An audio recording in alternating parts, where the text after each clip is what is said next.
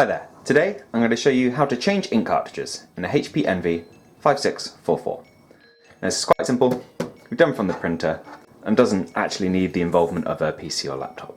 So, you don't need to give any prompts on the touchscreen initially, and what we do is open up the lid of the printer, which you do by ignoring the scanner bed at the top here. You go a little bit lower, there's a slight protrusion on the left and right, get your finger under there, lift it up, and you should be greeted something like this.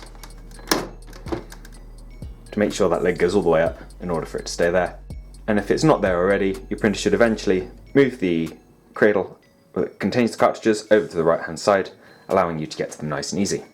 Now you can indicate to the printer that you are changing the ink cartridges by pressing OK. There's not really any need, it just takes you through this little animation. At the front of the cartridges, you've normally got these little raised areas here, which you can just press down on, tip the cartridge forward and allow you to get at the whole thing. So, go in there, take our replacement ink cartridge, put it in, again, slant it downwards as it tends to naturally do in the machine, push it back, lift it up slightly until you hear click like that, indicating it's in place, and it should obviously be in line with the other cartridge if you're uncertain of its positioning.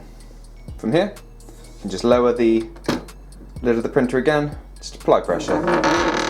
It comes down quite nicely, if a little noisily, and you're done. Your machine will take just a few seconds to make sure it's happy with the cartridges, but as long as you get no message on the screen, you're good to go. But that's about it. If you found what you're looking for here, please do let us know with a like. If there's anything else we can help with, please do let us know in the comments. Otherwise, thank you for watching, and I'll see you next time. Take care. Bye bye.